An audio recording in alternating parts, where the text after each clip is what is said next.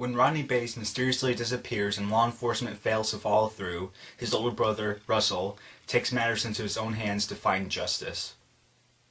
This is my review of Out of the Furnace.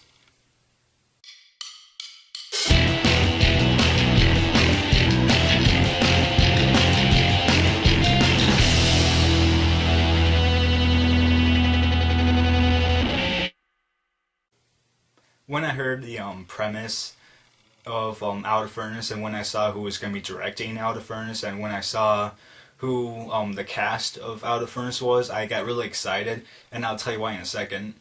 But overall, Out of the Furnace is a really good movie, but I don't think it's a movie that you need to see at the movies, because there are some bad points to it, and I think it's a movie that you should just see like when it comes out on DVD or Blu-ray. The good points. So the major good point about Out of the Furnace is the directing and the acting. The director is Scott Cooper, who also directed Crazy Heart, and I really liked Crazy Heart the first time I saw it, and I still like it. And the cast is made up of Christian Bale, Casey Affleck, Woody Harrelson, Willem Dafoe, Zoe Saldana, and Forest Whitaker, and just from hearing that cast alone, I was like, oh my god, that's an all-star cast, and I got really excited because I want to see what the cast had to offer in this movie. And yeah, overall the directing was good, and overall the acting was phenomenal. I thought that Bale, Affleck, Harrelson, Dafoe, Saldana, and Whitaker all did fantastic jobs with their roles. Another major good point about the movie, in my opinion, was the writing. I'll get to the bad points about the writing in a second, but overall, I thought that the writing was good. It wasn't like fantastic or over the top. It was just good, in my opinion. It made it really, it made the film really grounded and realistic, in my opinion. The final good point about Out of the Furnace, in my opinion, is the makeup from the makeup artist. I thought they did a really good job of showing the aftermath of some of these brutal fight scenes, and just like the close-ups of like these actors' faces, like after like these fights were just brutal, and it was like sort of hard to look at. One more thing I need to say about Out of Furnace is the tone of the movie, because the tone is, like I said before, really realistic because of the directing, acting, and the writing combined together.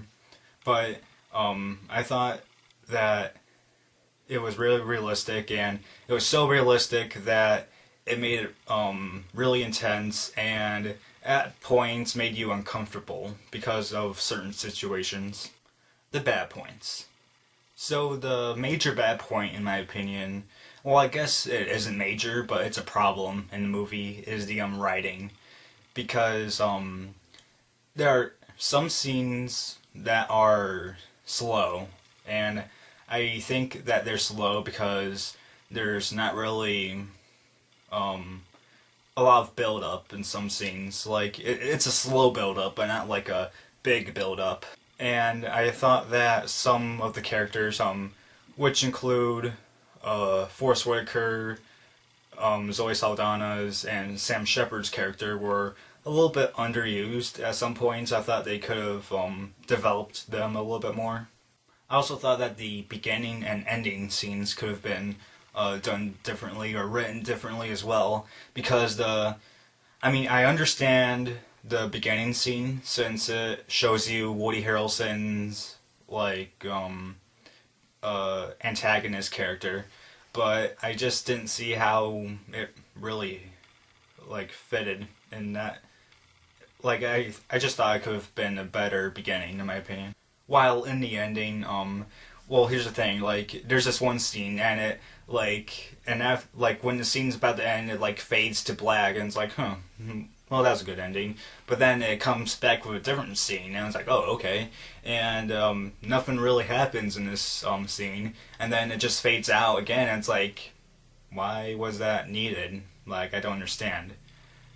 Even after thinking about this for 2 days, I still don't understand why Scott Cooper had that scene in the movie. I thought they could have ended it the other way. but he decided against that, and he wanted to end it like that. And if you guys know why, or think you know why Scott Cooper had that scene, then comment down below. But I just don't understand why he had that scene in there still. The only other gripe I have with the film is that at points you can't understand what some of the characters are saying, and this is most notably Christian Bale, Casey Affleck, and Sam Shepard's characters, because they have these accents. Because I can't really remember where the film takes place, but it's somewhere in the middle of the Appalachia area. But anyways, yeah, they have these accents, and at points it sounds like they're mumbling because it's like, and it's like, wait, what did you just say? And it sort of took me out of the film because I was trying to understand like what they're trying to say, and I mean, after a few minutes you understand what they were trying to say, but I still didn't like that since it took you out of the film just to understand what they were trying to say.